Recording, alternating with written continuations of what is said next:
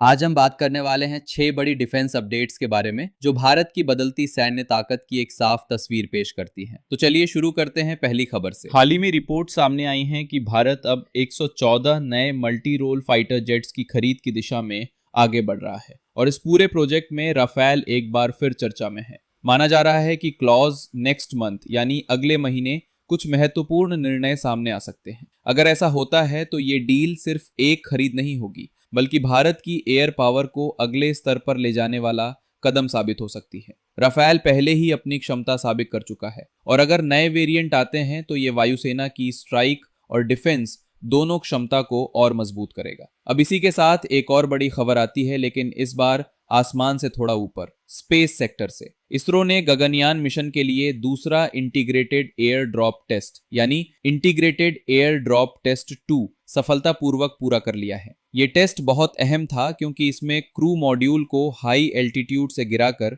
उसकी safe landing क्षमता को परखा गया। सीधी भाषा में कहें तो ये टेस्ट ये सुनिश्चित करता है कि जब हमारे अंतरिक्ष यात्री वापस आएंगे तो उनकी लैंडिंग पूरी तरह सुरक्षित हो। हर एक सफल टेस्ट भारत को उस ऐतिहासिक पल के करीब ले जा रहा है जब भारतीय अंतरिक्ष यात्री भारतीय रॉकेट से अंतरिक्ष में जाएंगे। अब बात करते हैं डिफेंस इंडस्ट्री और मेक इन इंडिया की दिशा में हो रहे बड़े बदलावों की। भारत अब सिर्फ खरीदार नहीं रहना चाहता बल्कि एक मजबूत डिफेंस मैन्युफैक्चरिंग हब बनने की दिशा में तेजी से आगे बढ़ रहा है। इसी संदर्भ में HAL यानी हिंदुस्तान एरोनॉटिक्स लिमिटेड की भूमिका बेहद महत्वपूर्ण हो जाती है। रिपोर्ट्स के मुताबिक भारत अब विदेशी फाइटर जेट्स के लाइसेंस्ड प्रोडक्शन पर भी विचार कर रहा है। इसका मतलब यह है कि अगर डील होती है तो टेक्नोलॉजी ट्रांसफर के साथ भारत में ही इन एडवांस्ड जेट्स का निर्माण हो सकता है। और यहीं से जुड़ती है एक और दिलचस्प कड़ी, रूस के Su-57 फाइटर जेट को लेकर चर्चाएं। अगर भारत इस दिशा में आगे बढ़ता है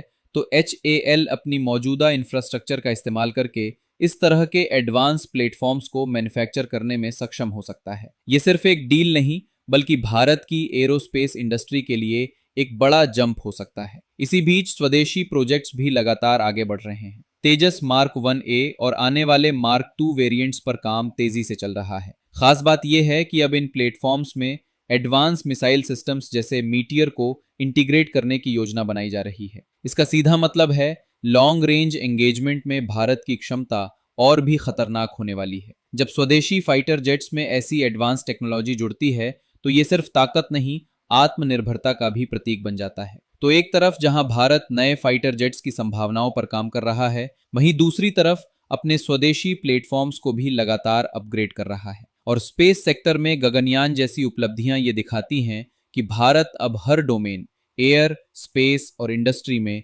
एक साथ आगे बढ़ रहा है। यही है आज का मिशन ब्रीफ, जहां हर अपडेट सिर्फ एक खबर नहीं बल्कि भारत की बढ़ती ताकत की कहानी है। अगर आपको ये वीडियो पसंद आया हो तो लाइक जरूर करें, अपने विचार कमेंट में बताएं और ऐसे ही डिफेंस अपडेट्स के लिए चैनल को शेयर और सब्सक्राइब करना ना भूलें। जय हिंद।